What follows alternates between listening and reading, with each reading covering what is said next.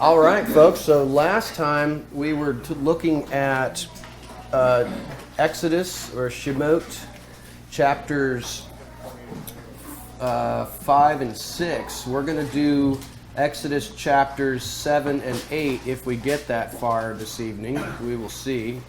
We might be able to. Now, previously in our studies, we were talking about how things were not going according to the people's plan to escape slavery. The oppression is heavy. They have a faintness of spirit. Moses seems to be confused and frustrated. And one of the last things that the Father said was, "Now you shall see what I will do." And we are now prepared to see what the Father will do. And I want to just bring up a couple of things here. And you may remember this from our previous studies, but I just want to reinforce it. That remember who these. Remember also, if you look in the text, you'll note that the word plague is not there except once. Does anyone know what that is? Which one of these 10 things is called a plague in the Hebrew? Which one would you guess? There's 10 of them. Frogs. What number is called a plague? Could be frogs. Source. Okay. Thank you so much, Angelina. No, it's actually hail. Plague or incident number 7. Incident number 7 is the only one. You're going the wrong way. I'm going to turn this Oh, gotcha. Okay.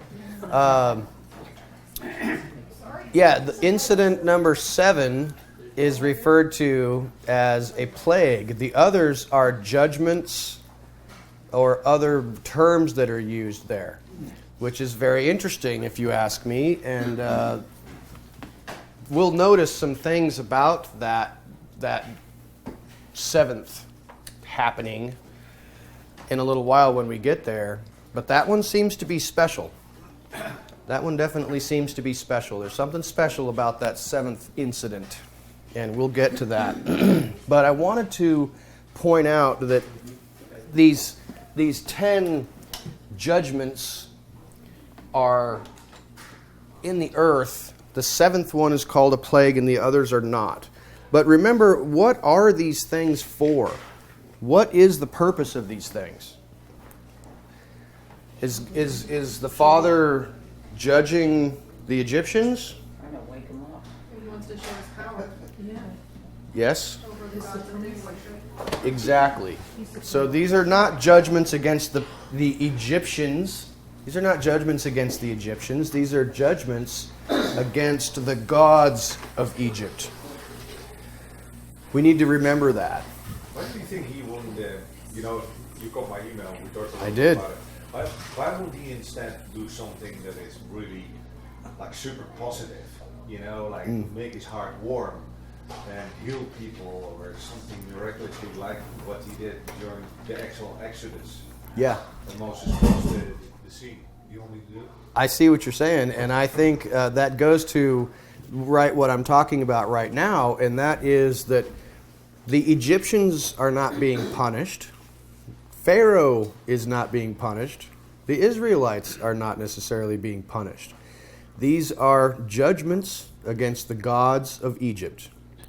And I think that this really can apply to us in the following way.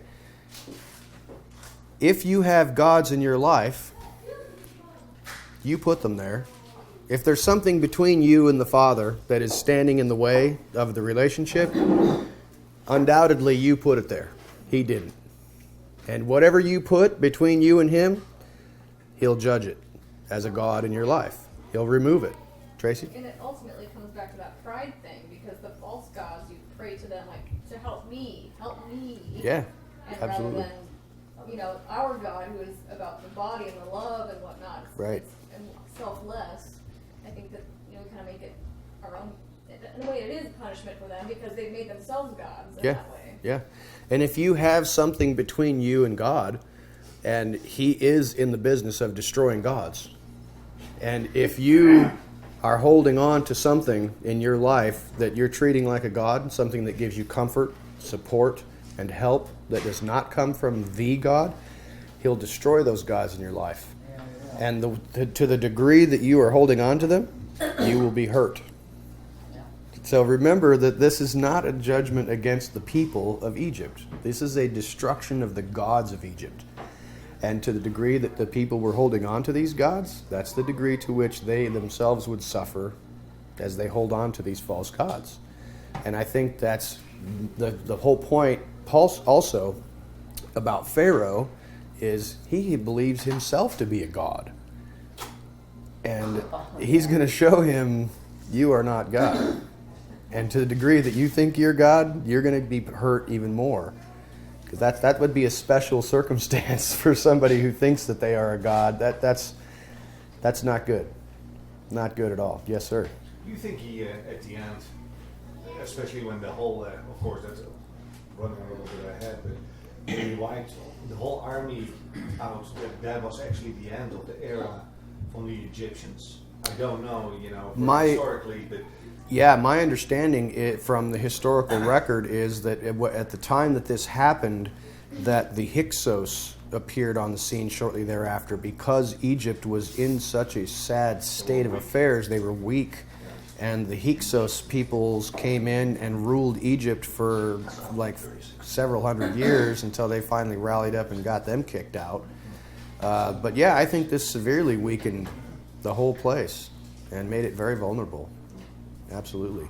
But I just wanted to bring up, just to remember that this is not the people being punished. This is the gods of Egypt being punished. The gods of Egypt being destroyed, wiped out. I mean, there's not going to be a comparison here. So with that said, just as a preface, let's move forward a little bit to Exodus chapter 7, verses 1 through 6. Yehovah said to Moses, "See, I appoint you as Elohim to Pharaoh, and Aaron, your brother, shall become your prophet. You yourself shall speak all that I am instructing you, while Aaron, your brother, shall speak to Pharaoh, that he dismiss the sons of Israel from his land. And I myself shall harden the heart of Pharaoh, and increase my signs and my miracles in the land of Egypt. Though Pharaoh shall not hearken to you, yet I will lay my hand on Egypt and bring forth my hosts, my people, the sons of Israel, from the land of Egypt with great judgments. And all the Egyptians will know that I am Yehovah when I stretch out my hand over Egypt and bring forth the sons of Israel from their midst." So Moses and Aaron did just as Yehovah instructed them. Thus they did. Now Moses was 80 years old, and Aaron was 83 years old when they spoke to Pharaoh. So my first question to you is, how is Moses like a mighty one or an Elohim to Pharaoh, and Aaron like a prophet? Do you think of any other characters in the Bible that kind of reflect this relationship? Of someone who's hearing directly from the Father and who's passing it along to a subling I'd say or Enoch something? might have been one. Enoch? That's an interesting proposition. And now, in that situation, who would Enoch be relaying information to? Would he be like God to somebody, or a prophet, in your estimation? I don't know if they had prophets before the flood or not. But for 300 years he was like an evangelist. He had, plus he was on earth one minute, up in heaven with God the next. I mean, he kind of floating back and forth. Yeah, that's interesting. And it seems like God gave him an awful lot of insight on how the heavens and earth was created. Just about everything. Same thing he did to Moses. Yeah. And it's a little bit different, but it's the same. That's an interesting inference. I Yeah, Trace? think the two of them, wasn't there on the Transfiguration, it was Moses and I guess that was Elijah. Elijah with Elisha. But, Yeah. It's interesting. Tracy? This may not be what you're looking for, but to me it's like, okay, well, how Yahweh spoke to Isaiah. It's like, he is Elohim, Isaiah is my mouth, go. Or Ezekiel, I'm Elohim, you're my prophet, you're my mouth, go. So it's kind of like, Moses taking on that role. Well, what's interesting here is that Moses seems to take on a unique position, like between the father and the prophet. I mean, that's what's kind of interesting about it. And I don't know of anything. Yeah, I don't. Other than Messiah, I mean. Yeah, you could say that Messiah would be like Moses, but then who's his prophet? John the Baptist, maybe? Not really. John the Immersion. John the Immersionist? He wasn't a Baptist. He wasn't a Baptist. I think he was Episcopalian. Yeah, I think he was Episcopalian. Andy, are you raising forth thy hand? Yes, sir. Please speak forth. One of the things that Stacy and I have studied too, looking at this same thing, is we have seen that if you use the word God, go back into the Hebrew, it can mean magistrate, Sure. judge. And so, in a sense, Moses was in that playing that role, because what did Jacob tell him to do? I mean, was it Jacob? His father-in-law? Jethro. Thank you. Jethro, yeah. Jethro. He said, "This is way too much work for you. Here, select some men who are above bribery and impartial." And so he did so, which made his workload lighter. But he was acting in the position of a judge.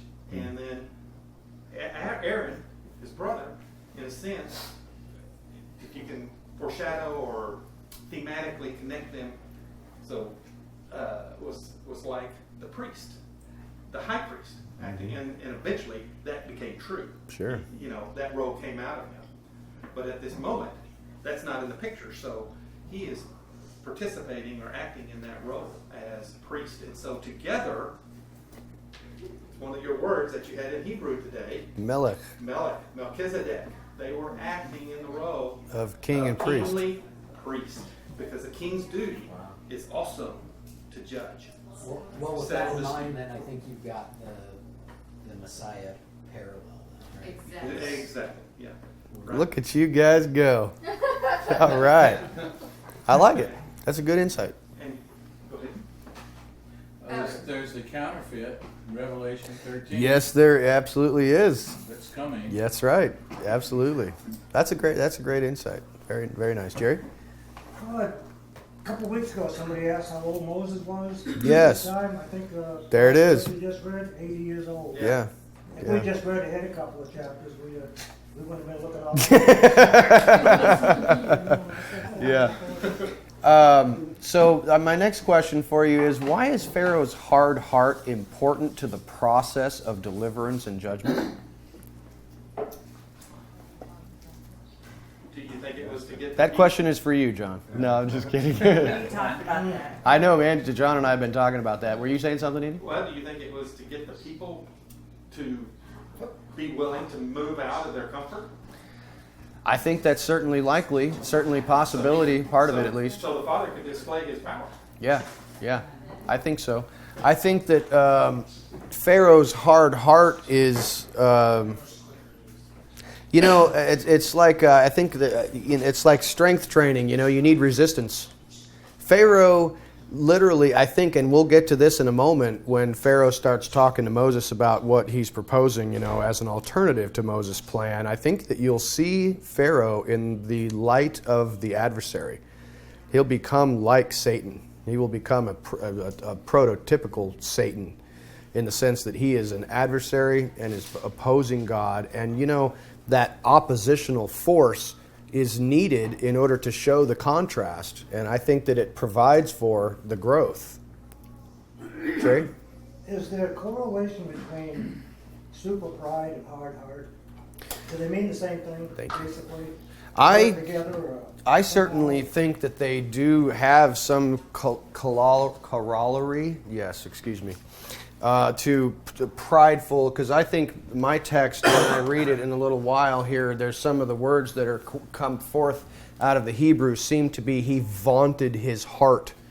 He was puffed up with pride, and I think that that's part of it as far as his resisting the will of the Father. And as you kind of scroll through all the different spots that say heart or describe Pharaoh's heart, Yeah. there's actually 3 different words that get labeled as hard. You know, a lot of times it's the word for repair or restored. So it kind of depends on which verse you're looking at, because they're, you know, this one here is stiff, it's hard, he's prideful. This first thing happens, he's got a heavy, burdensome heart. Right. And then God repairs his heart. Yeah. Restores it. So Right. that's kind of this pattern that you see. Yeah, and we've talked about this before about Pharaoh's hard heart, you know, and whether the father actually caused that. And I think that you know, our consensus seemed to have been no, that the father did not cause Pharaoh to have a hard heart. He had a heart to resist and rebel against the father, and that he was refusing to bend the knee, and that these judgments kept smacking him upside the head, and he wanted to fight, but he didn't have the heart and he didn't have the strength to continue going. And God hardened his heart by strengthening him to continue, to give him the power to continue the fight, because he was not yet done destroying the gods of Egypt. He needed to prove these are not gods. Andy? Exodus 4:14 says, and I have the nearly inspired version, so some of you may forgive me. When Yahweh angry burned against Moses and said, "What about your brother Aaron and the Levites? I know he can speak well." He had already 21. Sorry. The Lord said to Moses, "When you return from Egypt, see that you perform before Pharaoh all the wonders I've given you the power to do, but I will harden his heart." So the Father himself says, and then it's also in Exodus 7:3 and 13. So what do you read that to mean? That the father causes Pharaoh to be obstinate, or that it was in Pharaoh to be obstinate and the father is giving him the strength to continue to be obstinate in the face of overwhelming devastation? I'm saying the Father can cause your heart to be hardened. Okay. Just And I wouldn't deny that at all. Yeah. Just as he in Isaiah, he says he created good and evil. Yeah. But the Father doesn't do evil. No. We have scriptures that in Romans chapter 9 and also in Exodus, it says that Yahweh raised up Pharaoh, that he says that my name shall be declared in all of the earth. So Pharaoh already had a hard heart. Yahweh knew he had a hard heart, and he's just using him for his own set apart, what he was going to do for the redemption of Bnei Yisrael, to redeem the children of Israel, and most importantly to show, you know, that when everything is done and said and done, they will know that I am Yahweh, right? The only Elohim, the only mighty one. So kind of the same that I was talking with Alan about it, like Job, the story of Job. Right. He was nothing but a pawn in a way. Well, We learned from it a lot, but then again, he was a pawn to learn Right. the story. in fact, you have the same example of Messiah. It said, was the man who was Why blind was this- all his yeah. life, or the man who was crippled all his life, was he like that because he was an evil man? Sinful. No, he said it was for this very moment that that he was blind, so that he could be shown that he could be healed by Messiah at this time. Or the other guy who took up his pallet, that it wasn't because he was an evil, because the Pharisees said he was an evil man. The other thing, insight on hardening the heart, is I've heard this said amongst a lot of people who have studied the Hebrew on this, that there's a reference about the concept of the hardening of the heart. It's as though Yahweh had a rope around, I'm likening it to, Yahweh had a rope around Pharaoh's heart. And when Yahweh wanted to, he took that rope and he pulled it tight. He squeezed Pharaoh. And he did this obviously through the different plagues. So anyways, that's my 2 cents.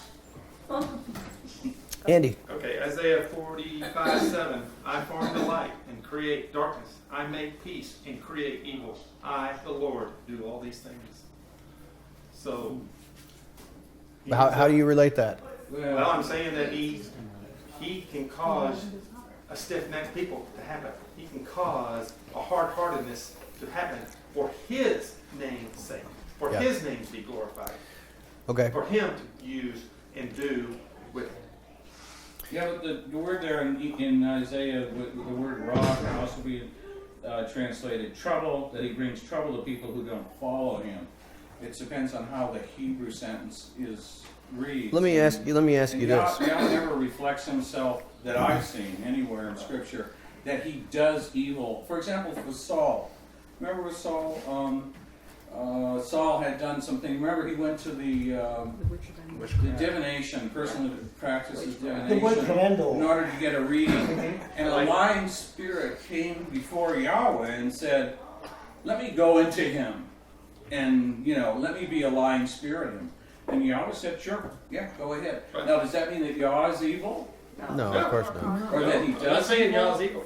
I'm saying he can. No, but I'm saying, but he's just allowing punishment to come to somebody who. Just like Job. Exactly. He uses Yeah. the evil that's in the person or the situation already because he created. I think that's a good point. He Good created point, Yeah, but Grace. the devil had a choice to That's do right. to do right or wrong. So did Pharaoh, but God made it. Okay, Jerry, one sec, Jerry. Okay. Let me just ask you this: Does anyone have a problem with the idea that God can control a human? No. Does anyone have a problem with the statement that humans have free will? No. How can those two things coexist? They do. Oh, you put the controller down. How That's do you understand the universe? I mean, that's my point. My point exactly. Those two opposing forces are held in tension and they don't seem to work, just like there is hail in fire, just like there is fire in a sea of water, just like these two things, a bush that is burning but is not consumed. These two things that are seemingly polar opposites and mirror images of each other can and do exist with the Father. I cannot explain those things. Now, I have gone to some trouble and some length to suggest to you that perhaps that this hardness was already in the Pharaoh's heart and that God was simply giving him the strength to continue fighting. That may or may not be the case. That is one theory that has been proposed. I like the idea. Doesn't necessarily mean that God did not indeed go into Pharaoh's heart and cause him to be obstinate. I have a little bit of problem with that, just like most of you would. It doesn't make a lot of sense, and how can we have free will? Are we puppets on the end of a string? Well, who set up the Pharaoh in the first place? Isn't he picked the ruler? Yes, he does. All right. Tracy? So all you can do is pick the guy that was Weak of heart. And he didn't worship God either. So. All right, Tracy, you got the last word. Make it I good. just think it's interesting, like you said, that the word is 3 different words. It's not. We're probably looking at it totally wrong because we're thinking pardon, but it's not the same Hebrew word. right. So Sure. I think that there's much more to be found and looked at with those. Okay, Keith was demanding to have the last He would word. go after 2 plagues. It wouldn't have been much of a movie. Okay. There he is with the movie again. All right. Stacy? Here's a possibility that is impressed upon me. In Exodus 3, verse 19, there's an emphasis on a mighty hand and an outstretched arm throughout Exodus, or throughout these plagues. He says, I know that the king of Egypt will not let you go unless a mighty hand compels him. So I will stretch out my hand and strike the Egyptians with all the wonders that I perform among them. And after that, he will let you go. And then in Exodus 6, he says, now you will see what I will do to Pharaoh. Because of my mighty hand, he will let them go. Because of my mighty hand, he will drive them out of his country. On and on, he says, I will free you from being slaves to them, and I will redeem you with an outstretched arm and with mighty acts of judgment. So something to keep in mind is this branch in Moses' hand. It's also in Aaron's hand, possibly. Seems like the same staff to me. Seems like it's the same branch. As long as they were clinging to that branch, power and authority from above was transferred to them. As long as they were clinging to that branch, the waters obeyed. salvation and deliverance came through that branch, And that branch would be symbolic of? Messiah. And so all this, these children of Israel in Egypt had forgotten it. It's almost like he had to reintroduce himself. I'm the one Abraham, Isaac, and Jacob told you about. Right. I am he. Let me introduce you to my right hand. Yeah, let me And so introduce you to my right all hand. that had to happen for them to see, whoa, he is more powerful than Pharaoh. He is more powerful than all these gods we've been serving. Mm-hmm. He had to demonstrate that not only for the children of Israel, but to Pharaoh. Yeah, I like it. I like it. That just to throw it in there, the Exodus 6:6. Those are the very same "I wills." I will redeem you that we say In the during Passover, Pesach. yeah, Yeah. absolutely.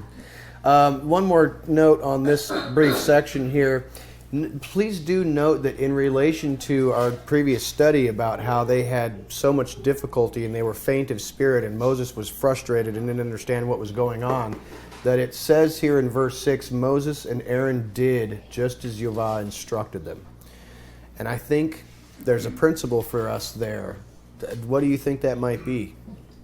Things began to happen when they did just as Yehovah instructed them. What is that principle at work there? Be obedient. Things seem to not be working out. Things are a little crazy. Be obedient. And things will work themselves out just like they have planned to be worked out. Just a principle to keep in mind. I believe that that's inferred here. Just my opinion. Moving forward.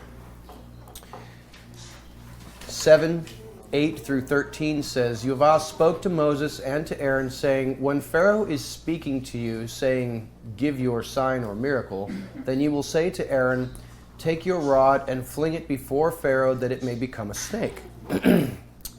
Moses and Aaron entered to Pharaoh and did so just as Yehovah instructed. Aaron flung his rod before Pharaoh and before his servants, and it became a snake. Pharaoh, however, called for the wise men and for the enchanters, and even they, the sacred scribes of Egypt, did so with their occultisms.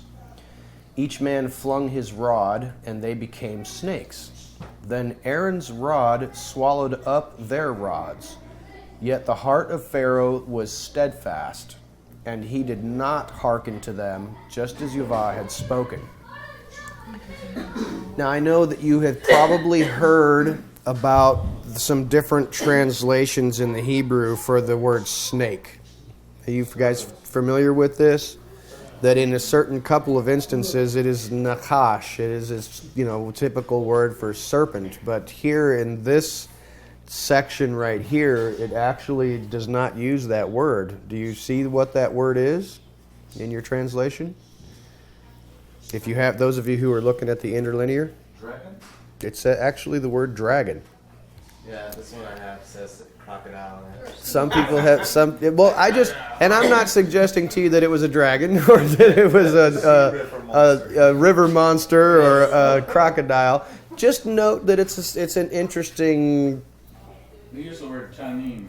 Tanim, yeah. Right. It's interesting because in Genesis, when the reference is to Satan, he's referred to as Ha-Nachash. The serpent. Yeah, but it implies something greater than just something slithering on the ground. Yeah. It's like this great, something with a big head and big Right. tail and a large something that flies.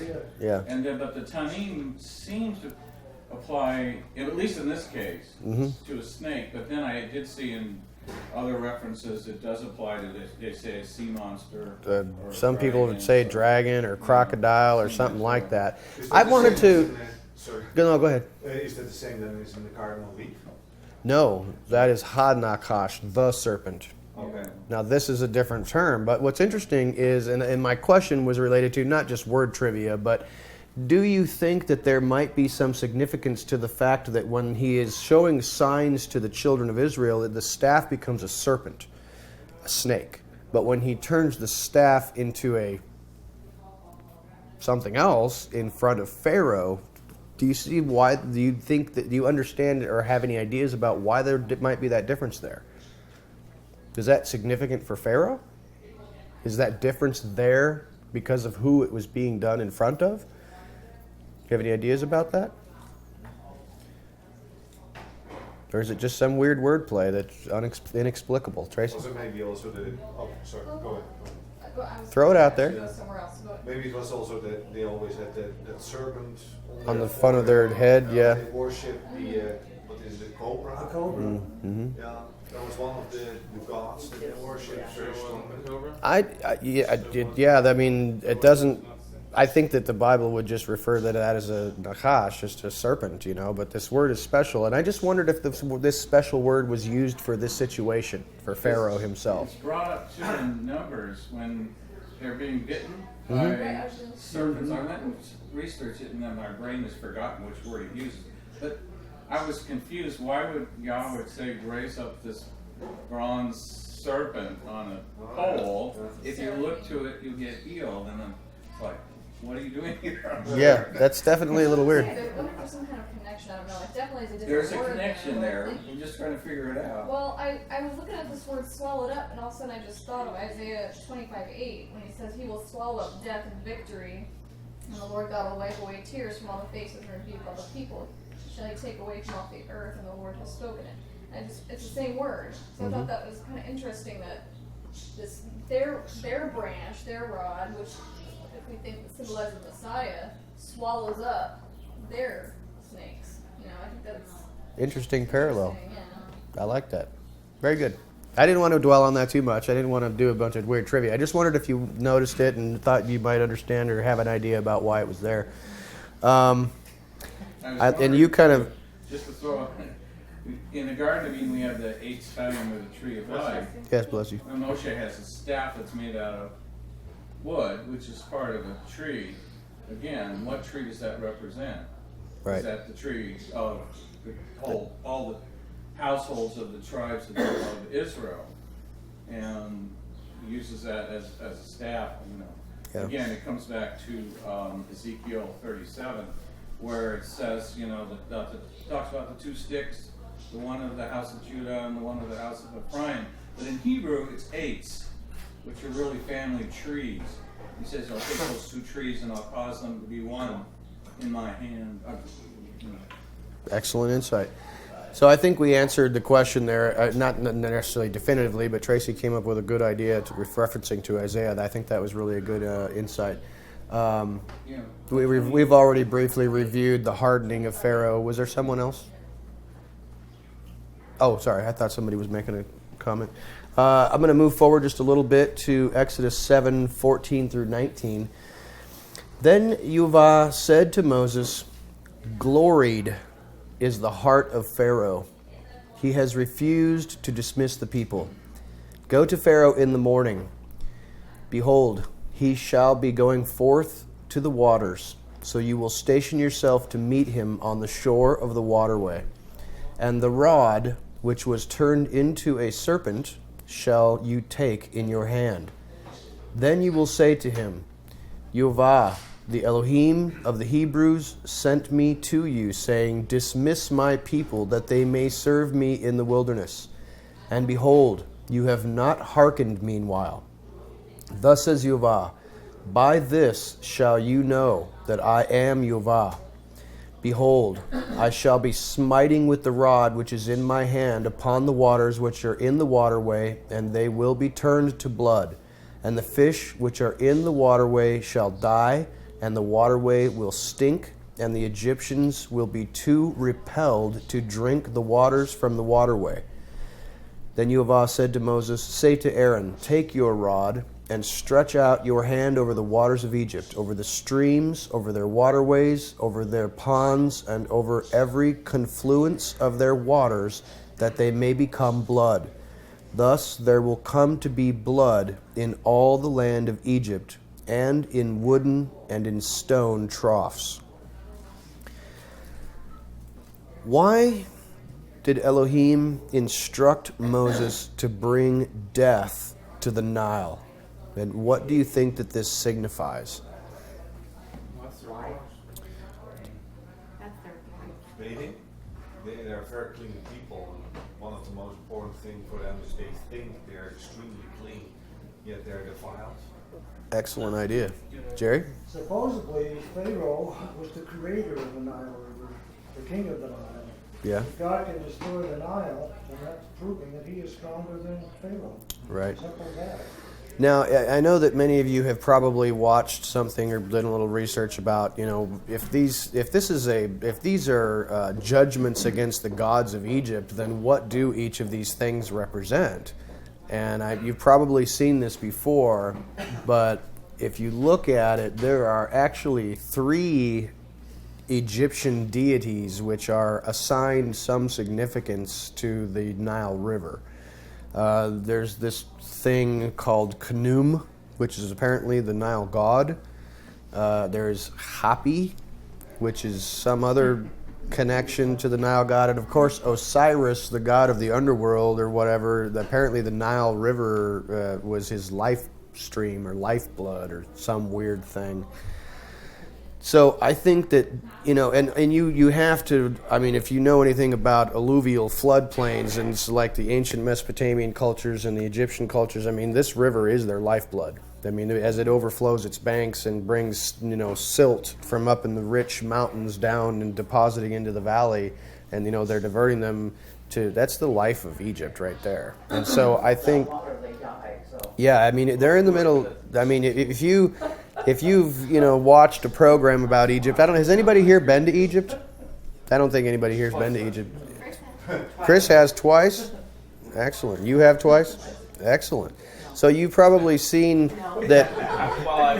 It's my understanding is that literally just a couple of 100 yards on either side of that Nile River is dead and barren and sandy, and there ain't nothing there. So if you are not, that thing is literally their lifeblood. And so I have a question though. This blood is getting thrown around a lot. Is it a literal translation of? It's certainly. It's lifeblood, well, it turned into blood. It kills everything. What I get from it is everything dead in it. Yes. Is it blood that's staining the water from all the death that's there, or it is also? I think, my understanding is it is literally water is turning into blood, and so it can't oxygenate. All the creatures in it are going to die, and it's interesting. It's interesting because usually the life is the blood, Right. But Well, but I also wonder what they talk about that is it a visual thing because of all the death that's happening in it. I've seen mass deaths of fish and stuff, and it does turn into a just stinky, horrid, it can be red mess. Yeah. That's what I was saying. Right. Is it actually blood, and if so, where is that blood coming from? From what creature? That's why I'm trying to figure out. Yeah. Just gonna say what? You have an insight? Dam. Dam generally means blood. That's what it means. But it also means red. For example, Edom, Dam, Adam. Adam, a man of blood or a man who's reddish in complexion. In Genesis, so I also have the word afar, the dust of the earth. We have the Adamah. The Adamah is the actual earth itself because it has a reddish color. So, with that in mind, it is possible that Dam might be a reference here to the reddishness of the water. Just like, for example, you hear the word worm being used in Hebrew, my worm and this and that. Or I think a lot of times it really means scarlet because there was a particular worm that was more a reference to color than. So depending on how it was used, it could have been a red tide. Right, exactly. It could have been something else in the That'll water. kill everything. But whatever it was meant to pollute and kill. Yeah. And I'm just gonna one sec, Tracy. Is it abhorrent to your mind to think of these things as naturally occurring? Does that cause you a problem? It pisses me off a lot. But after now cycles, whatever. It used to me as well because you can watch some programs that when they. Natural. Well, yeah, it's what I mean here is that this is a natural process that has completely run amok and gone way beyond what would be normal and natural. So was this river literally turned into blood? I'm totally open to the possibility that it was not literally blood, but that it was blood red, and that some natural process had actually occurred, which was way beyond what would happen normally and naturally. Show that scientifically that some event happened in the Mediterranean, I believe it was some volcano, and showed how scientifically all these plagues would have happened one after the other. And so it was almost like they were dismissing the whole story as not being from God because it was this volcano that caused this and that and the other. And I'm like, Right, and you know what? And I think my point, It fell real short. in my this point to area. it certainly fell short in certain areas. But my point to you would be: are these things could they possibly be explained by a naturally occurring phenomenon? Yes, they could be. Or a natural process. Or natural process. But does that that cause me a problem with my faith that God would use the powers of this earth to accomplish His will? No, not at all. Does it literally have to be blood? Not to me. Doesn't matter to me. It's the fact is He is the God of this earth, and He is in control of everything. And if it's a natural process that has gone way beyond what is natural, that's supernatural. But is it not a creation? Just to put a word, because natural, everybody seems to use natural now as something that is by Explainable. a nature deity, Right. nature Right. Elohim, Right. as opposed to a creation Sure. created by the Creator, that certain things can happen within that creation Right. that He allows to happen Sure. or He makes happen. Absolutely. Tracy? This is what I was going to say, but that's precisely why most people miss the works of God, because they're looking for something. Show me a sign. Right. You know, they're looking for some kind of big thing when it's that still. Oh, look what she did. That's your sign. It's small voice. Don't everybody freak out. It's just water, man. I do want to say something else. Sorry, yeah, go ahead, Tracy. Go ahead. Maybe after we reconvene. All right, That turns to blood, then you have something. all right, hold on. Is it related to the water? Oh yeah, I was thinking for natural disasters when you of course have the water turning into wine, what Yeshua does. Now, we try to- that doesn't happen in try to nature. explain that. You can't. I think that's clearly something Yeah. different. Once you get I don't know of any natural process where that could happen. I want to go. Well, how do you explain the death of the firstborn? Yeah, that's not something that you can explain naturally. Sorry, Tracy, I'm going back to Tracy. I heard what they I'm said. going back to Tracy because I am kind, because I care. Tracy's on cue right now. Go, Ready, Tracy, set, go. Camera's So all. I think also there's some significance to the Nile and him making this the first plague or whatever incident, because this is where they threw the Hebrew babies. This is where they killed the Hebrew babies. So it's this is what you did. Let me remind you. Yeah, Yeah. yeah, And- excellent. And also, I don't know, I know we've kind of touched on this before, but Messiah's first miracle of turning the water into wine, really reminiscent of this. There's like some real connections. Like he goes to the wedding is in Galilee in Cana, and Cana means place of reeds, which the Nile is a place of reeds, and Galilee is a circuit, so it's like a circle of reeds. So he's doing this miracle of water and wine, and then it says that the water was in 6 stone vessels, and we just read that the water in the wood and stone vessels are also turned. A lot of So good parallels. don't know what it means. I just think there's clearly a connection. Well, there's clearly, to me, in my mind, is seeing, well, Moses and Yeshua are intimately connected. Absolutely. Jerry? My thought would be that just down the road here, these magicians are gonna do a counterfeit blood. Mm-hmm. You only do a counterfeit of the real thing. Sure. So, if it's not real blood, then what's the point of them doing a counterfeit? That Sure. was the thing What are that they counterfeiting? in the- Kool-Aid? I like Whatever that. happened, they were impressed. Sure. Yeah. Sure. Wine. So That's a I'd good. say That's a good point, Jerry. And like I said, I'm not opposed to it turning to blood, and I'm not opposed to it being in Crimson Tide or whatever you want to call it. Down the road here is gonna be 1/3 blood. One of Sure. the, I think that's interesting what you just said, because the staff, being representing Messiah, is what turned this water into blood. So this is the real deal. And then we got this fake Messiah Yeah. coming in and sticking his staff in, and they can, Make it Kool-Aid. Yeah, so it's like that counterfeit. I think that- Well, and I think you see the pride coming out again because they were thinking intelligently about all of this stuff. That instead of, making more blood and more frogs, they would be trying to counter. Yeah, you would think. You would think. Got enough frogs. We can turn the blood back into water, Yeah. but no, it doesn't happen. So yeah, this is an interesting point, Jerry. That if the magicians could do it, then It's just a thought. yeah, I think that's a good. I like that. It's a good point. So did Good they point. say the water looked like blood, or he turned Instead, it it turned it into blood. Blood. It turned it into blood. Like I said, I'm totally okay with that. Especially with the dead I'm fish not and drinking. stinking, it kind of signifies death and to me, but who knows? Stacy, you're up. This is something to ponder based on what they're saying. Okay. Moses didn't do this one. This Sure. was Aaron. Yeah, Aaron did. And Aaron really didn't do it.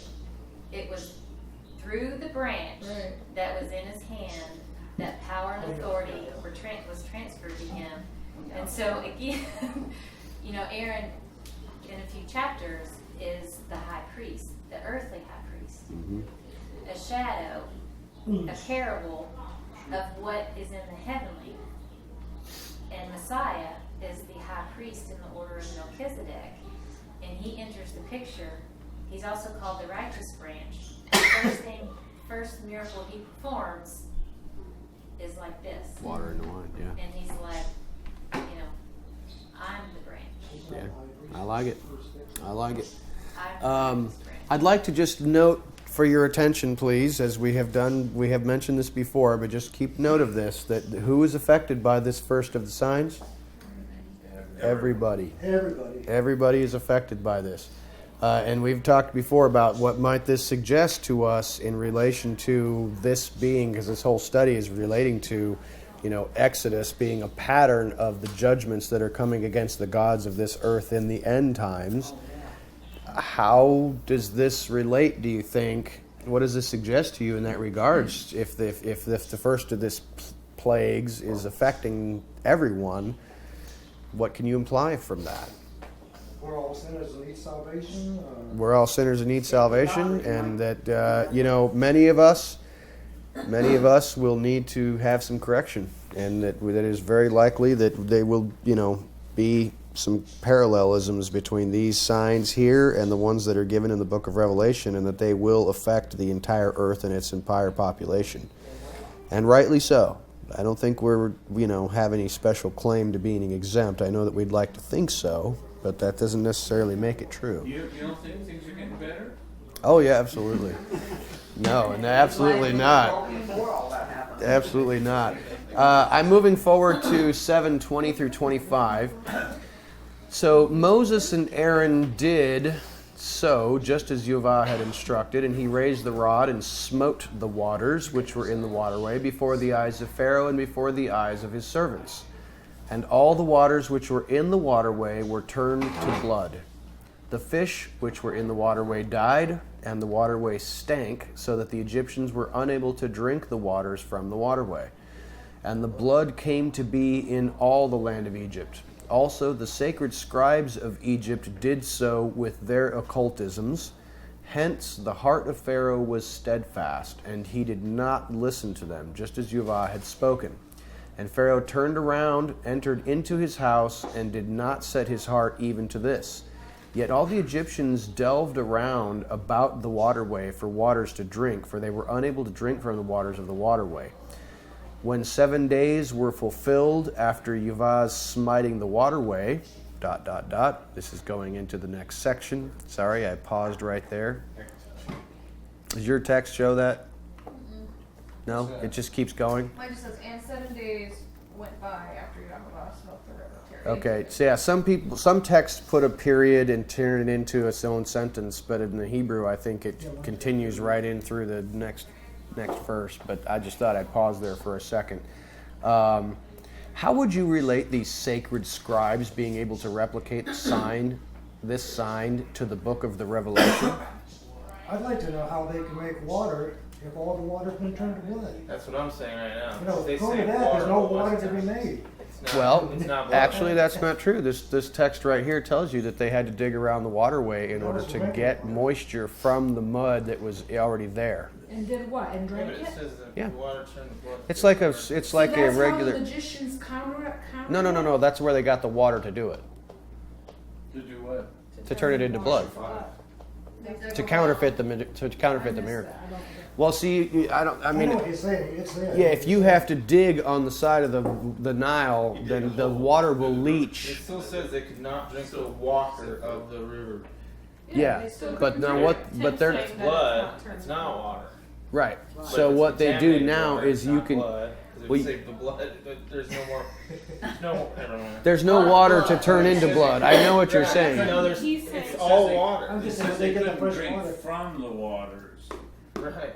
It sounds to me like they didn't have anything that they could drink, and I think they had to drink that red stuff. Right. Well, no, I don't think so. I mean, don't you? I mean, it shows here. Within 3 days without water. Yeah, but it says here. But this says for 7 days. So, but it says here. Yet all the Egyptians dug around about the waterways. Right. So they're creating a seepage. There's Right. mud in the Yeah, waterway they're that digging is wells already. for the They're water. digging tiny Let- wells let so the that the water water go will through the leach same. out of the mud that has been there before it was turned to blood. So you can get water that way. It's like. Are you guys familiar? You guys ever watch these Survivor shows or people doing Yeah, outdoor but I've never stuff? seen where it was water that was killing fish and it was blood and they were able to seep it down through so that it was clean water. Well, there would have been Now, if they a had some quite. colloidal silver, they'd have been okay. Yes, true that. But there was actually water that had been making mud for a long time underneath the blood. So if you dug at the river bank, that water wouldn't have contaminated through all It of it. had to take an awful lot It would have to care filtered about it. people It creates a natural filter. It created a. It just doesn't make any sense to me at all. Well, it says the Egyptians will become weary of drinking the water from the river, so they're drinking it. They don't Well, like it. Joseph pointed that out. Maybe they One went. minute it's the river, then the next verse is the entire ponds, lakes, Right. canals, Right. streams, everything, all the water in the entire land. So Sure. is it all the water or just about? Seems like it says in the troughs and in the bowls, in the waterways, in the ponds. It's supposed to show them to be equal to God. Yeah, that's. I mean, I don't know. I mean, if you saw the movie, they poured out some water from a jug, and it. Look at Keith; he'll tell you, man. They even moved in Arizona that could cut some of the. So yeah, that's a good point. I don't know. But that's it on reserve. It all turned into blood anyway. Good. Excellent question. It doesn't say. Not for sure entirely- whether that water was red or not. It just Sure. says they did that. Fair enough. They had, he did. Okay, back to my question. Is there something to these sacred scribes of Egypt being able to turn this water into blood being connected to the book of Revelation? Lying signs and wonders. Lying signs and wonders, you believe that may be a Yeah, connection? yeah. A false prophet performing lying Has signs so and much wonders? power, yeah. Okay. Would you assign any significance to the fact that this water was being turned into blood for 7 days? No, wake the guys up. Wasn't the two witnesses in Revelation that have the ability to turn water? I to think it blood? just says Or that was they in were they had the Revelation? ability to smite the earth with the plagues with which. What? I think it does say one. Does it say water to blood? Seems like they could turn water into blood. Okay, that's an interesting parallel right there. So you've got the true two witnesses of Jehovah in the end being able to do this. Plus they spit fire, Yeah. flamethrowers. It shows you God's got power, the devil's got power, but God's got more power. The devil only has the power that God allows him to exercise. That's right. They have power to shut the heaven and it rain not in the days of their prophecy, and have power over waters to turn them to blood, to smite the earth with all the plagues. Specifically that one. That's interesting. I've never thought that before. It is interesting. Yeah, absolutely. That's it. I'm moving forward just a little bit to chapter 8, verses 1 through 7. So, continuation of that sentence, then Yahweh said to Moses, enter to Pharaoh and say to him, thus says Jehovah, dismiss my people that they may serve me. And if you refuse to dismiss them, behold, I will be striking all your boundary with frogs. The waterway will swarm with frogs, and they will ascend and come into your house and your bedchamber, and onto your couch, and into the house of your servants, and on your people, into your stoves, and into your kneading troughs. On you and on your people and all your servants shall the frogs ascend. Then Yahweh said to Moses, say to Aaron, stretch out your hand with your rod over the streams, over the waterways, and over the ponds, and bring up the frogs on the land of Egypt. Now Aaron stretched out his hand over the waters of Egypt, and the frogs ascended and covered the land of Egypt. Also the sacred scribes did the same thing with their occultisms, and they brought up frogs over the land of Egypt. Why did Elohim smite the land with frogs? What do these frogs symbolize? Do you know of an Egyptian god, frog god? Oh, because they worship those, H-E something, well, that had a head of a frog. Yes, there's an Egyptian goddess called Hecate, Heck, who has a body and head of a frog. And you know what's curious here is that this deity of Egypt called Hecate the frog is a deity of fertility. yeah. Notice how where do these frogs go? To their beds. The bed of. I think that's interesting. I don't know exactly what you can imply certain things, but I think that's certainly interesting that their frog goddess went up into their beds. Then you're gonna have a baby frog with a human head. That's a cool movie. Can you relate this to any other passages about frogs from other prophecies? The one I can think of is there's one, the unclean spirit. Yeah, I know. What does that mean? I don't know.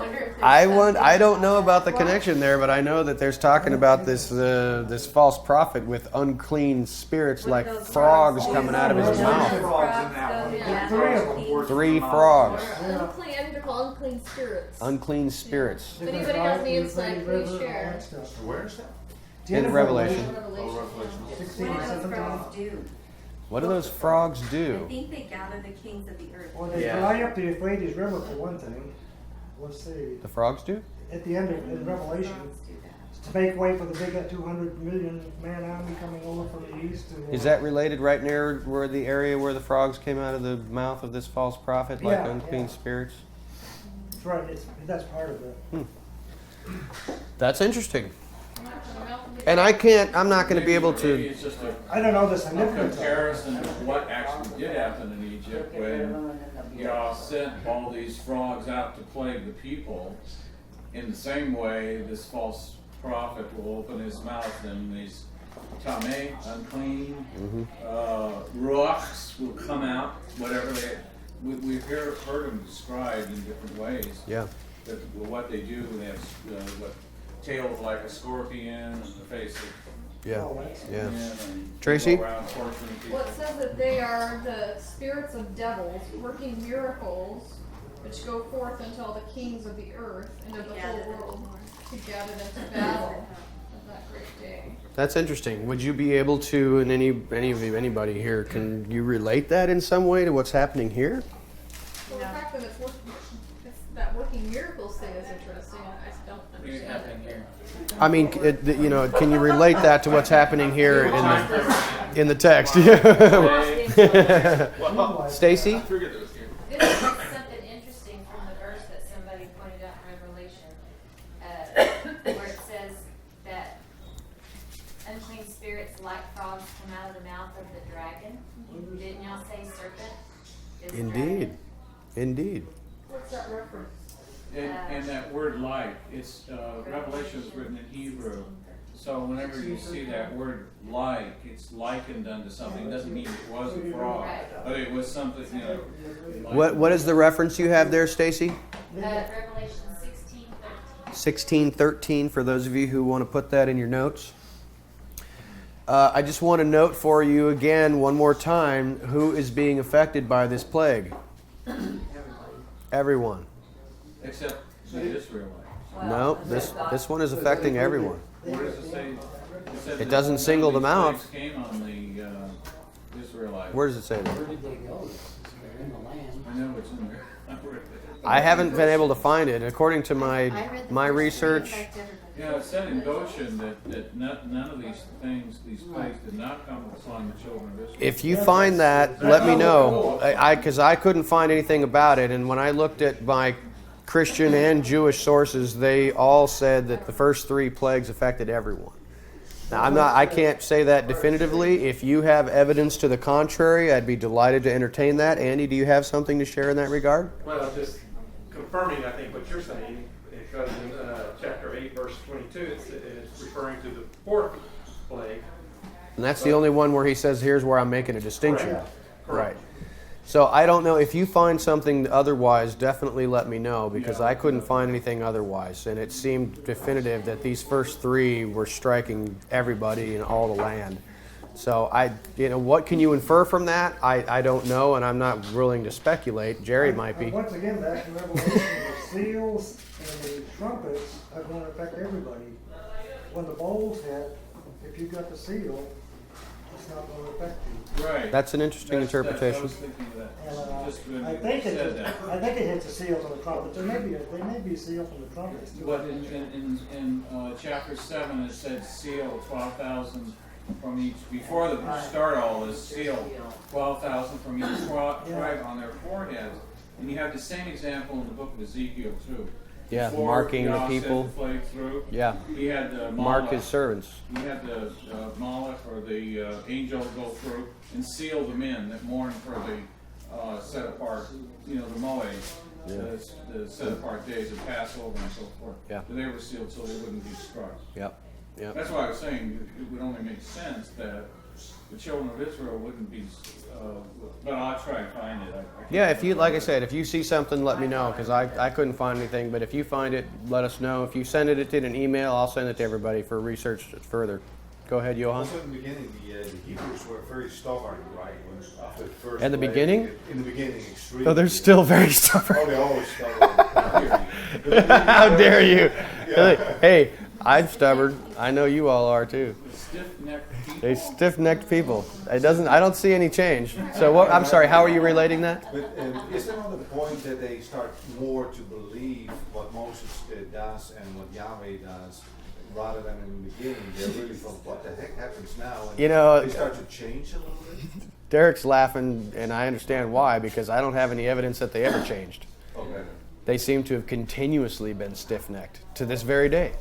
But I thought there is a point, I don't remember exactly which plague, that they actually start to listen what Yahweh says through Moses and does the thing. Well, when he gives them the instructions for slaying the Passover lamb, it does say explicitly the people did exactly as Moses said. Is that the only? Well, it doesn't say all of them. It says the people did what he said. Yeah. So it doesn't I thought assign also any the number. Animals, don't they have to take also when the plague is affecting all the animals, they take all the animals inside except for the Egyptians. Yeah. Or doesn't that relate?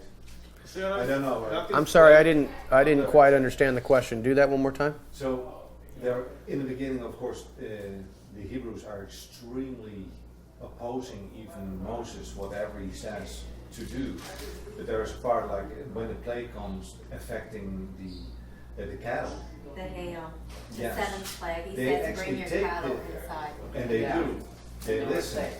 Yeah. So I don't know if there's a correlation between those few plagues that are being said from, hey, that would come the next day, and that I actually now listen to Moses. I see what you're saying, Yeah. and I'm going to address that in just a few minutes. But keep that in mind, because yes, I'm going to relate that to something here in just a moment that might shed some light on that, and so we'll talk about that in a moment. This first three plagues, he's saying it affects the Jews. It would be much more powerful than if it did not. Oh, I totally agree. I totally Watch agree. what's happening for both sides. And it's a nice thought. It's a nice thought to think that maybe these plagues didn't affect the Jews or the Hebrews would be at all, but I don't have any textual support to say that. Now, maybe Joseph will find something and let us know, but I don't have any support for that But idea. they weren't that rebellious as, they were, but not as much as the Egyptians and worshiping false gods and stuff. Well, we don't know, but that they may have been involved in the false god worship themselves. Well, they certainly knew how to. They certainly did. They replicated it in the wilderness by building a golden calf. Oh, So yeah, that's, I mean, and they, they're lusting after the things of Egypt, Keith. Well, I think everybody was involved because he was getting everybody's attention. Fair enough. I mean, And also consider that these first 3 plagues are not literally, seems to me, causing the death of anyone. right. It's very uncomfortable, very inconvenient, but we're not talking about, life and death at this point. Tracy? A scripture just came to mind about Messiah. That scripture that says, He loves us so much that while we were still in our sin, He redeemed us. And Yes. I think they are in their sin. and Absolutely. He's redeeming them. It's this parallel. Yes, absolutely. Absolutely. And I'm going to address that further issue for a little bit further in just a moment. So yeah, that's an excellent observation. Well, they didn't even know what sin was. A lot of them, so that came later. Well, I think that's certainly true to an extent, but I think that the Torah, I am of the opinion that the Torah, or at least some of the basis of the Torah, was known beforehand. That's Sure, just my it opinion. was. And I think even now we can look at that same parallels. Like our Christian brethren, a lot of them don't know because they don't know it. They haven't received it. You Sure. know, it's there, but they haven't received it. They don't know what sin is to an extent. Yeah, I know what you mean. If you ignore the definition of sin, you're going to have some problems. Jerry? When we get, probably about 2 months down the road from now, when we get to chapter 18. Lord willing, we make it there, yes? You're gonna find out that Moses is judging the people. Yes. Using ordinances, he was using all of the ordinances and whatever God gave to Abraham, and so I think that probably from Adam all the way down through. Makes sense to me. They had all of God's instructions, everything that Moses got after the Ten Commandments, he had before the Ten Commandments. Yeah, I think my own interpretation and an idea on that is that yes, I believe that those ideas about the difference between right and wrong and the difference between good and evil were passed down from generation to generation. However, I think that what happened here very likely is that the reason that Moses came and gave them all of these instructions is because you're dealing with a much larger group of people. He's writing a constitution. When you've got, he's writing a constitution for an entire huge group of people that's become a nation. Previously, we were dealing with a fairly small group of people, 70 souls coming out of Egypt. And so we need to break this down because if there's a rule of a large group of people, somebody's going to break it. And they've been in Egypt for 400 years. Polluted Their mind. Polluting their mind, getting polluted in Egypt. Assimilated, polluted. Absolutely. And so I believe that those instructions were passed down when they were 70 people. But remember this. When you have that type of oral verbal transmission of data, of truth, what is the most important thing? The transmission of the data. If the parents are not teaching the children, the data gets lost. And we had an example in just the previous chapters here where Moses is almost killed by Elohim because he did not circumcise his son.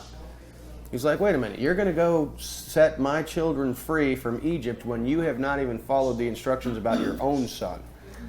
And we've got this same situation with Samuel. When his sons were not raised up after him. I was talking about this with the kids the other day as we're studying the book of Samuel. It's like Samuel was on a circuit. He's like an itinerant guy who's going around and judging Israel in all these places. And they're like, well, doesn't he ever see his family? I said, that's an excellent question because, coming right up in the next verse, it says the people came to Samuel and said, your sons don't actually walk after your ways. I said, well, that might be a reason why.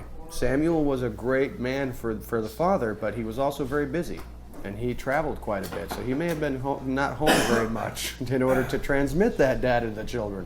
So that's, I think, why we have this grand exposition of these law codes in written form and much expanded because we're dealing with a much larger people group. Andy or Stacy? Yeah, just a way to destroy a culture is to change their language. Sure. That's how you start. It's happened to our culture. It's happening to our culture. It has been happening where you change language. Words mean things. Native American Indians, I have some privy knowledge about that. I won't go into it, but it's a certain tribe, Delaware tribe here in America.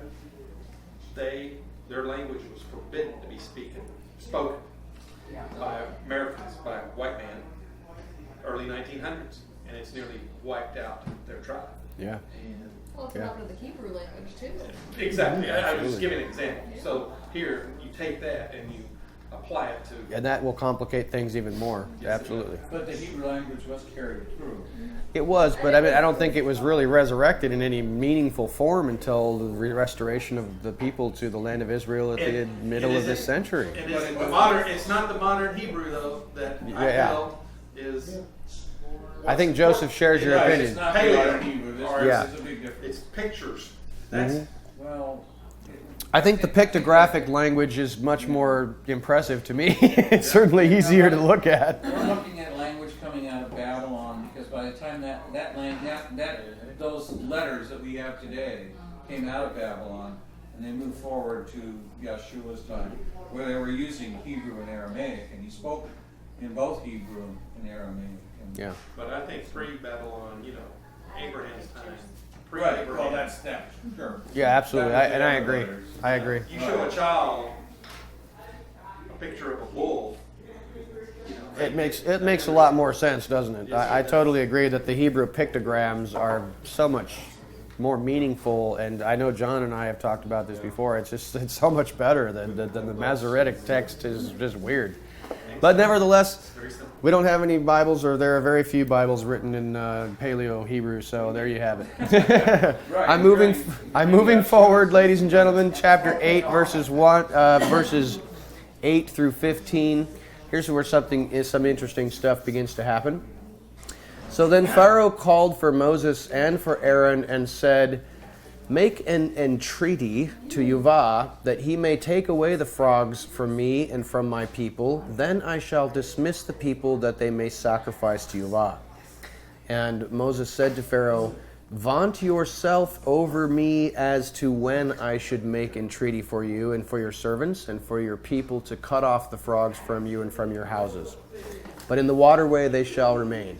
So he said, "Tomorrow." And he said, "Be it according to your word, that you may know that there is no one as Yahweh, our Elohim. The frogs will withdraw from you and from your houses, from your servants and from your people, but in the waterway shall they remain." Then Moses and Aaron went forth from Pharaoh, and Moses cried to Pharaoh according to the matter of the frogs which he had appointed for Pharaoh. So Yahweh did according to the word of Moses, and the frogs died from the houses and from the hamlets and from the fields. They piled them up, homer after homer, and the land stank. When Pharaoh saw that there came to be an interval, a respite, he caused his heart to glory, and he hearkened not to them, just as Yahweh had spoken. Now, this is interesting. Why do you believe that Moses allowed Pharaoh to appoint the time for the frogs to be removed? It's like he's involving Pharaoh in the process. Keith? To prove to Pharaoh that if you say the time, I'll go through Yahovah, I'll make it happen. Yeah, I think that's exactly right. I think he is involving Pharaoh in the process because Pharaoh is now getting involved in saying, "Well, I appoint tomorrow." It's like It's just proving to him. because he's proving picking him, days, not like proving to him again, randomly happening. our God is powerful.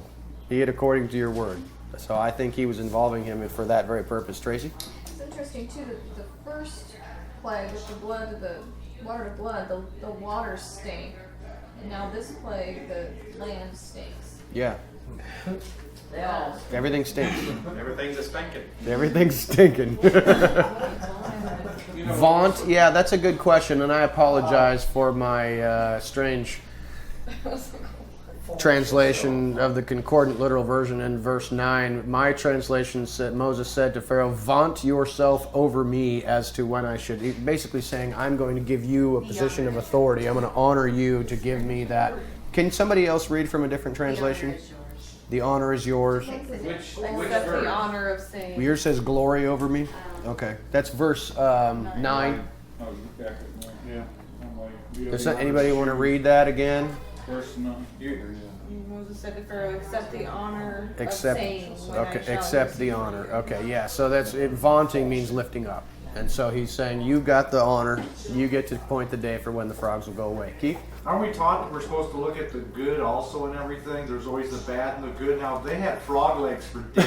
They would have had so much to eat. I mean, You know, I don't know if the ancient Egyptians ate frog legs, but they certainly may have. That may have been a delicacy. I actually ate frog legs once. Tastes like chicken to me. Mike, hold it now. Hold it now. Hit it, Mike. So the text says that these frogs will depart or withdraw, Mm-hmm. but then they just die. Didn't exactly come according to. They could have just left. They could have just left. That would have been much nicer than leaving stinking heaps, huh? They had to pick up the heaps and get rid of them. Angela says that she believes that is more a commentary on that fertility goddess, Hecate.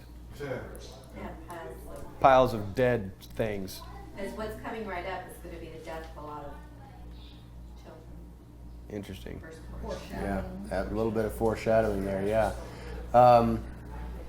Notice the relationship between Elohim and Moses and the plagues as far as, you know, him seeming to have some control, that Moses is able to exercise some control in this regard, that he is able to say to Pharaoh, the honor is yours. What does that signify to you? That Elohim has given Moses a bit of leeway to play with things on either side of right down the straight path. Does that signify anything to you, Tracy? Stacy, excuse me. That's okay. Tells you.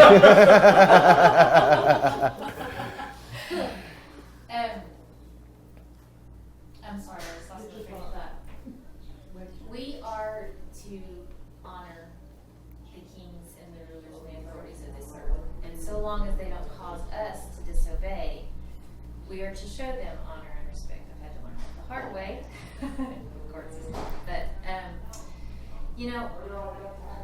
the Most High could have done all this in one snap. Didn't need the 10 plagues. He's got the power, the authority to just strike Pharaoh dead and let the people go.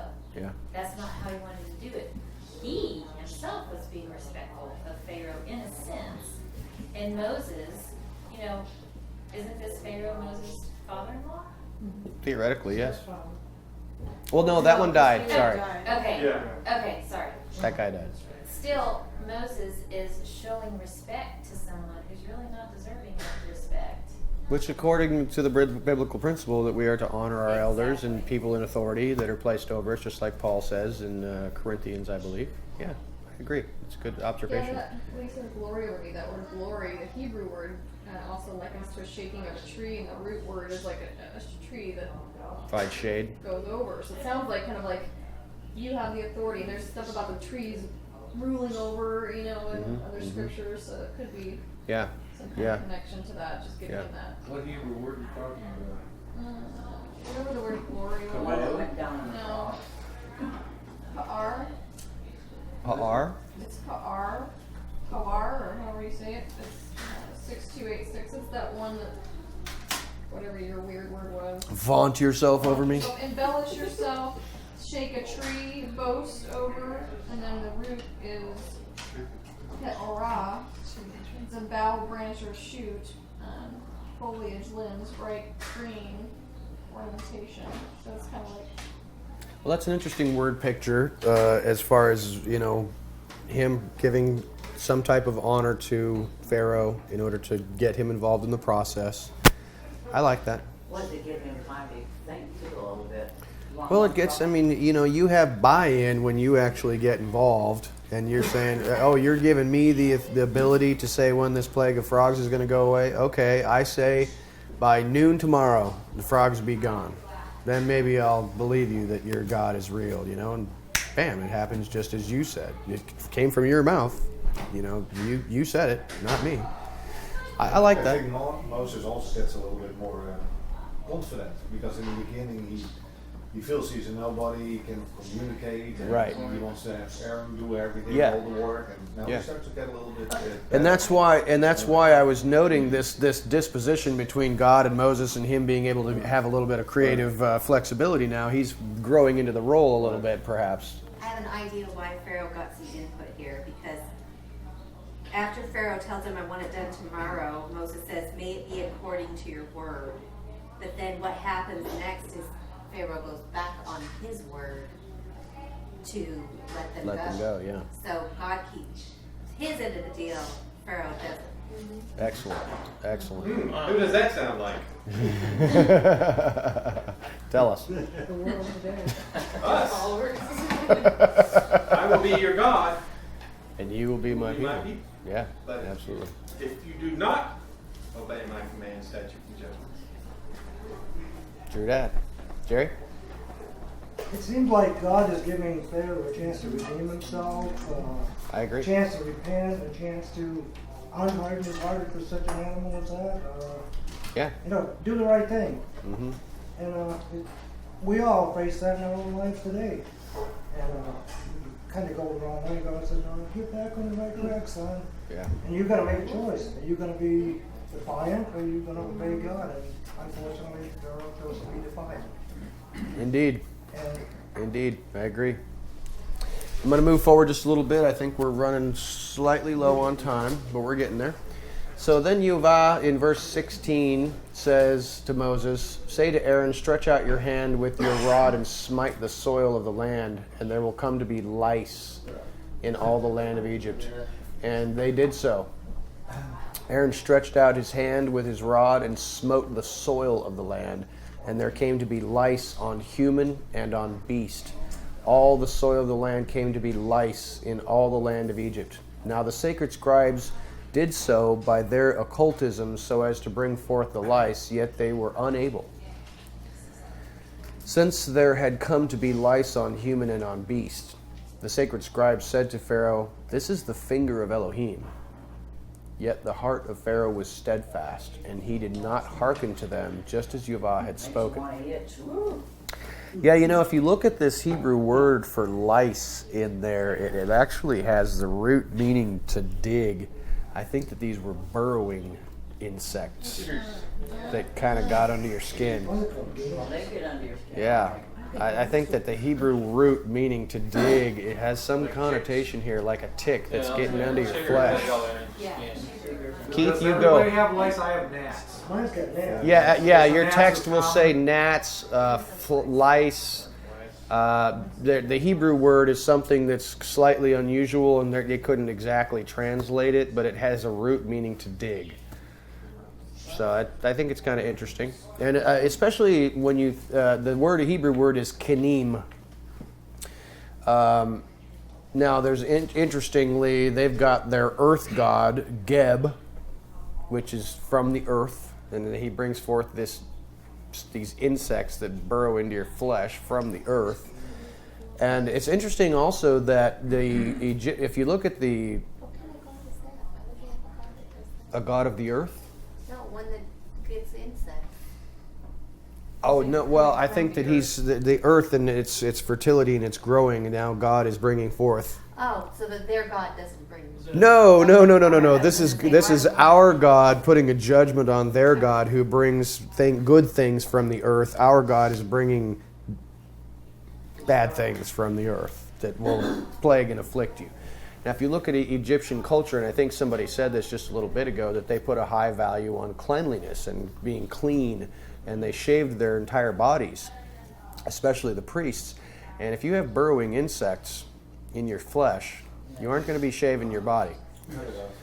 And that's interesting because it seems to indicate to me that they were unable to enter their temples at this place. They themselves became ritually unclean. They could not replicate this plague, which is also interesting. And they now attribute, this is the finger of God. Now, they do not say this is definitely the God of the Hebrews, but they're saying there is some serious power at work here. Where are they practicing this to try to simulate the situation? 'Cause Why? I read that, where were they doing that? That's what I like. It's already there. Probably in the court of Pharaoh is what I would I guess. just read that and I'm like, I didn't think I was reading it right. 'Cause I'm like, Yeah. It's already everywhere, so where would you go to simulate this? Why do you think that the enchanters could not replicate this plague? Do you think there's anything significant about this, about why they would not be able to do this one? I mean, it seems simple enough. It's bringing up lice, burrowing insects from out of the earth. Some have said it would possibly. No, I think that was a different one. I was going to say scarabs, but I think that was. Scarabs aren't they? They have those pinchers. Yeah, that they get- do. I know. I think that was related to one of the other plagues that was talking about swarms, but I'm not really sure. But I can't imagine why there's a distinction here that they cannot replicate this, and they attribute this to the finger of God. I don't know what's so significant about it that they were not able to do it, and they attribute it to the finger of God. Do you have any ideas about that? No, but I wouldn't want to make lies anyway. I No. was kind of thinking, just because of the phrasing of dust of the earth, is how our flesh is a representation of the dust of the earth. Satan was to eat the dust of the earth. Kind of like that first curse, I guess. I don't Okay. know what the tie-in is Okay. specifically for why they weren't able to replicate it. But Yeah. How would they Try not replicate any to. of these anyways? I mean, put some little red stuff in some water, but are you going to create anything on a scale that y'all did before all the people? Well, Yeah. they did snakes. How do you replicate frogs? How do you? I mean, Yeah. maybe they tried to do that stuff, but Yeah, totally. Yeah, I mean, totally how do understand. you do it? You can't. That's why I was confused right now because I was reading back to where I missed that. Did they actually do it? They actually replicated all this? Yeah, if you read it back, it says that they did so by their occultisms, meaning tried, because it seemed to indicate that they did, but then the next sentence says But the they other were plagues unable. They did do. Yeah. They actually could duplicate them. Right. Well, the devil always duplicates. And I mean, there is power in the occultism. There's no question about it. There's no question about it. Yeah. I keep thinking that they're duplicating this where it's already happening. Well, wow, you got frogs. Well, they're everywhere. That's an easy one. So did this affect every single person as well? It appears to. Yep. Even the Moses. Yeah, Moses. Maybe, and Aaron? well, probably not Moses and Aaron. I would assume not Moses and Aaron, No. but it doesn't say Pharaoh. that there's a distinction, so I can't assume that there is. But God did make a distinction. He did, coming right up. But he made the distinction way before this. That's true. This is true. It had to be there, or you wouldn't have Moshe and Aaron. Fair enough. Fair enough.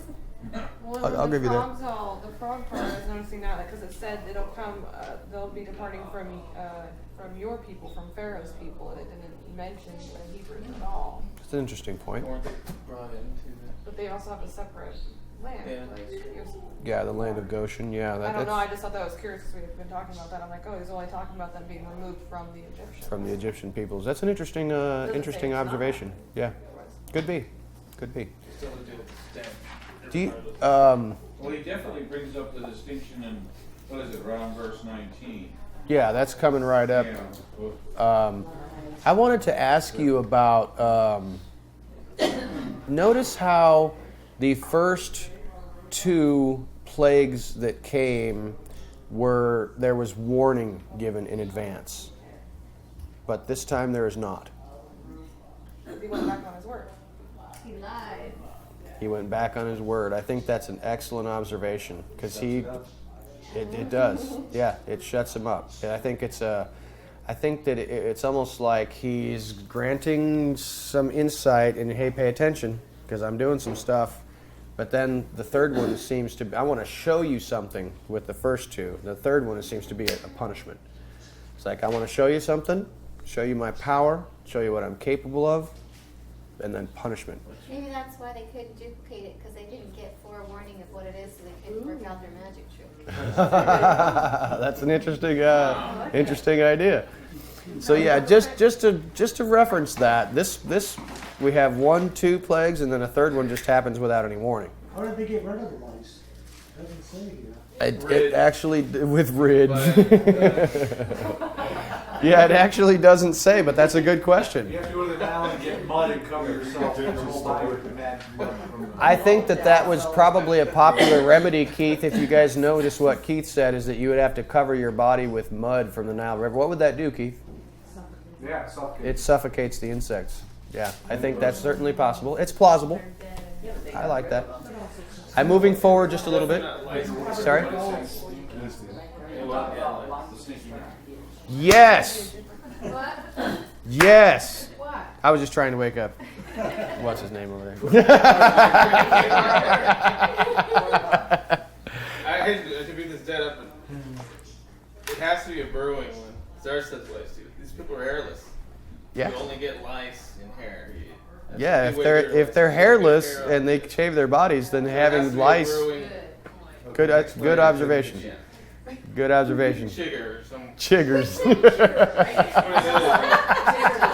I think that word is really getting under Tracy's skin there. Sorry. Jeez. I'm moving forward.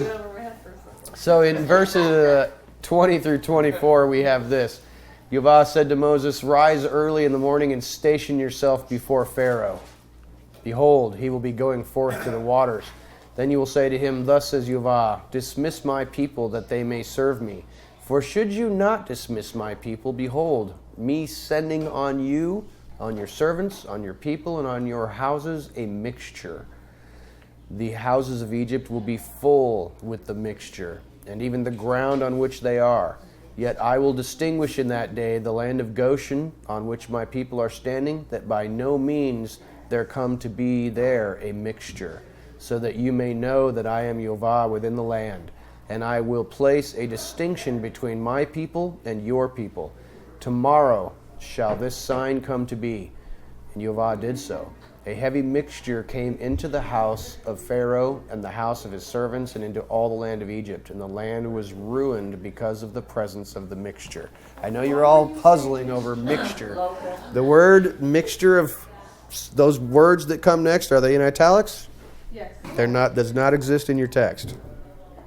So it wasn't flies? Huh? Swarms. Yes, that word literally could be a mixture or a swarm. Now, the Hebrew, our Jewish brothers, the rabbis, say that this is potentially wild beasts. It's no. The plague of locusts hasn't come yet. Some say it's a mixture of stinging insects, but all that the Hebrew literally says, the word of horde of flies or whatever, is not there. Those words. That's why those words are in italics in your text, because they don't exist. And Joseph was just saying, I wondered why I didn't see those words, because they're not in the text, and he's reading in Hebrew. So what is this a mixture of? Your guess is as good as mine. Maybe it's a mixture of everything together that already was sent. Interesting. Interesting idea. Tracy, go for it, girl. It's just a connection, like this word swarm is a robe, and the word for Arab means mixture as well. So it's, I don't know what it is. All the Arabs get down. It's just a connection with that word and the mixing. And Yeah. how Yahweh feels about mixing. You look like you got something, Mike. No, you don't? You got something on your nose? Okay. Yeah, so I don't know what to say about that, Andy. You got something for us, buddy?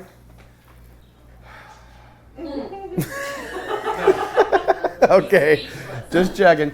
I don't know what it is. There's lots of speculation. A mixture of flies? Well, that doesn't make any sense. Wild beasts? Some people say so. A mixture of insects? Would it be like a stampede? Stinging insects? Wild beasts would be like a stampede of Yeah. critters? Actually, a lot of the Hebrew scholars, rabbis, commentators in the Targums and such actually say this is wild beasts. A swarm of wild beasts everywhere. You used to use the word behema Yeah. for that, or there's another word, I can't remember what it is. Yeah, in the Talmud and such, they're saying this is wild critters. Where else do they use the word? I'd have to look into my my concordance to see where that. If anybody has a concordance handy, mosquito. H6157. Does it show you Does it show you the first mention, the first time it's used in Scripture? H6148. Mosquito from its swarming. Does it show you where that first appears in the text of the Bible? Nope. No? Does anyone have that? Tracy, you got Jerry, something? What's the number? Who is it first used? What's the number? 6157. Sorry, Tracy? I just think it's. Jerry, what's the story? 6157 and This word 6148. mixture. I think mixture is important too because mixture has so much connotation in Scripture. Right, and why he says, he sent it. It says, so that you will know that I am Yahweh in the midst of the earth, one, and I will put a distinction between my people and your people. No more mixing. And he's God, but they're mixing. So I think that that word is significant for whatever reason. It's like, I will bring them out. And they will Excellent. be Excellent. separate. Yeah, so we can speculate until the cows come home, and I really have no and idea. And there's a English thing to think, I will, as opposed to I make. Yeah. I make a distinction between my people and between the people of you. Right. But was it distinction because it wasn't in there certain Isn't part? bugs I think it's about future called tense. Yeah, he seems to be saying, I am now making a distinction, and Tracy was pointing out, it may be, I could envision in my mind that if there were Hebrew people intermixing in the, living in the land other than Goshen, that it may be at this point that they got out of there. And they went to the land of Goshen and to live with the rest of their The brothers. distinction would be all of that stuff happening to the other people and not God's people. Right. To show the difference. Yeah, Jerry? Isn't one of Satan's titles Lord of Flies? It Yes. seems like it's That's in on one of the TV. Gospels. Great book. Great movie, by the way. Keith, you seen that, Keith? Yeah, oh yeah. Great movie. My kids did not like that movie. Live in the White House, I think. Burning the lights and the blind. Do you see how this exclusion of the Hebrews and the swarms be related to the book of Revelation? Do you notice anything in the book of Revelation where it says that there's a distinction made? People who are marked.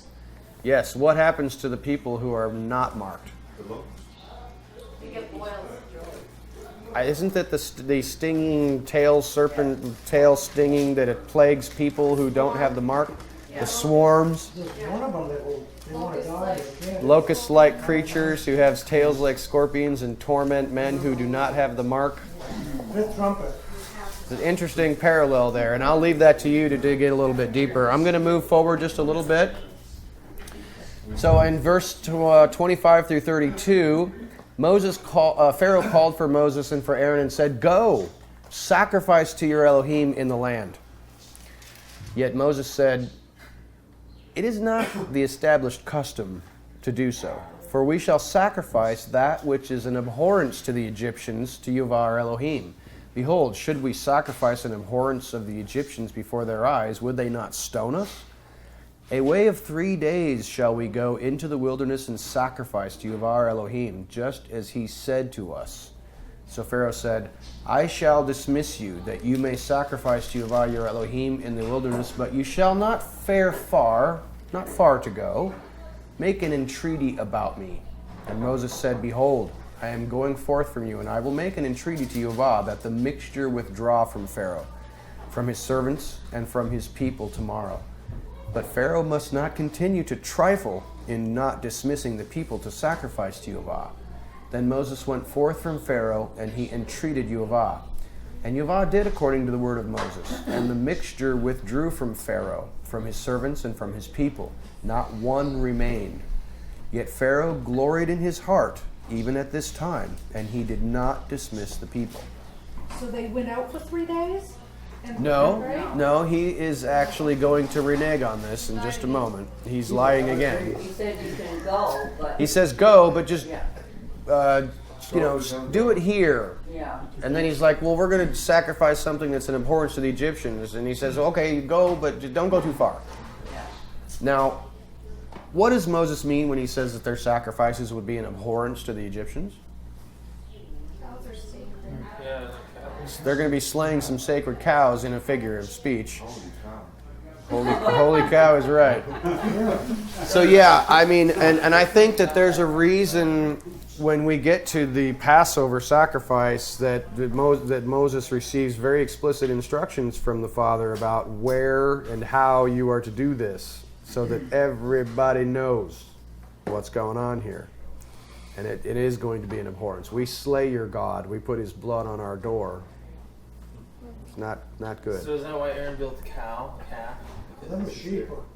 Could be. Yeah, that makes sense. It's interesting. Yeah. So it looks like in verse 30, so Moses went out from Pharaoh and entreated the Lord. Isn't that when he was entreating the Lord for? For Pharaoh. Pharaoh. Yeah. To But- take away the mixture.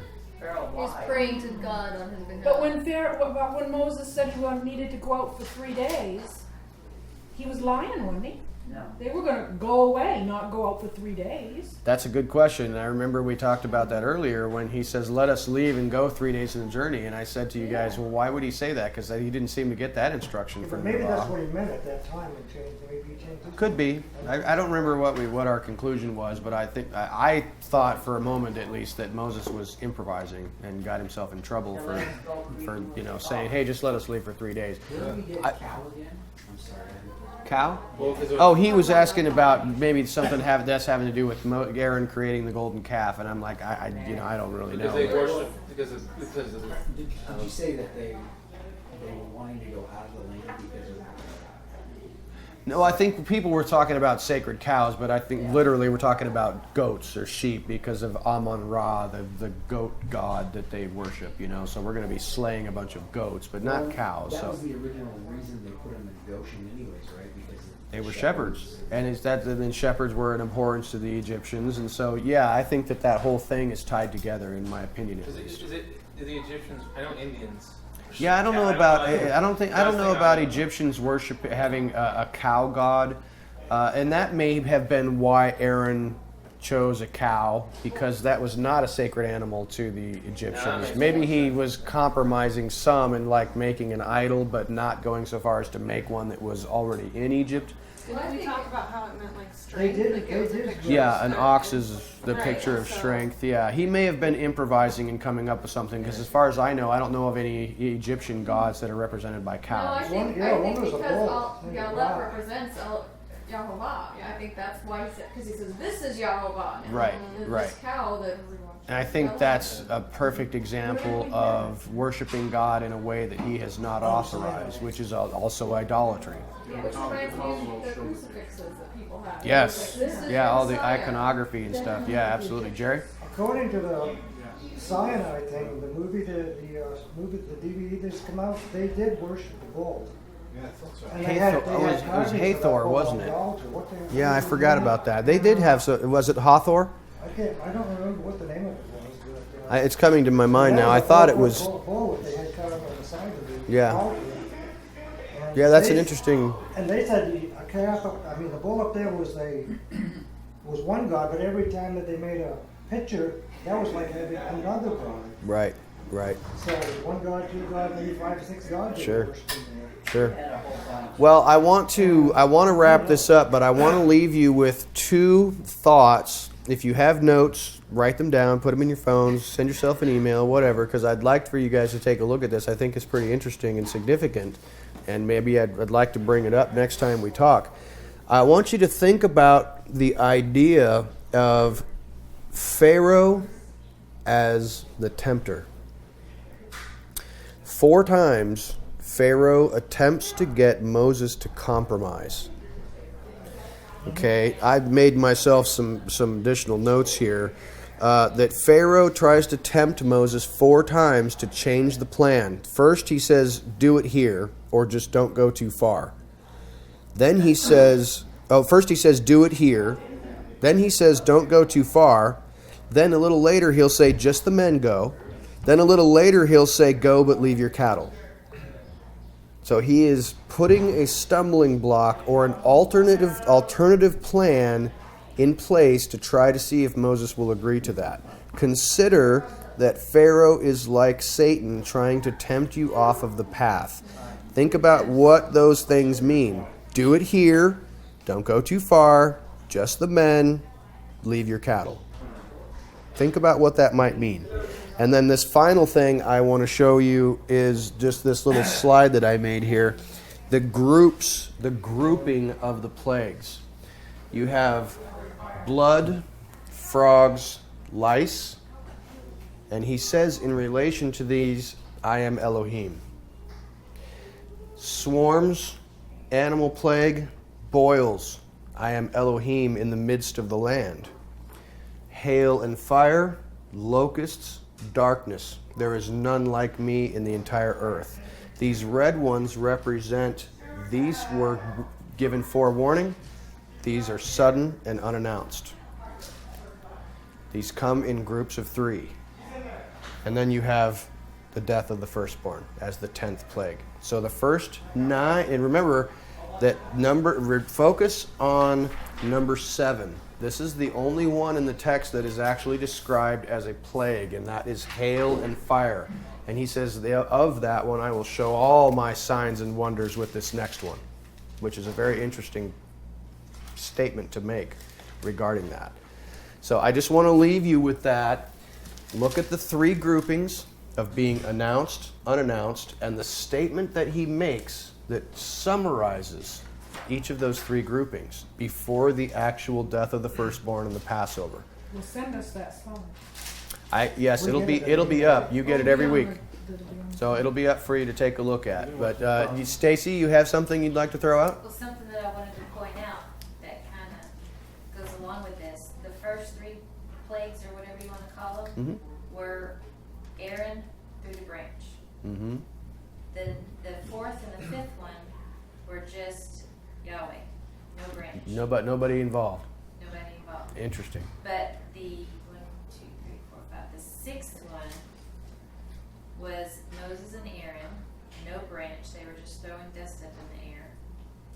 And then the hail, I don't know what number I am on him now, but the 3, 7, 8, and 9 were Moses in the branch. And then the 10th was the Most High. Interesting.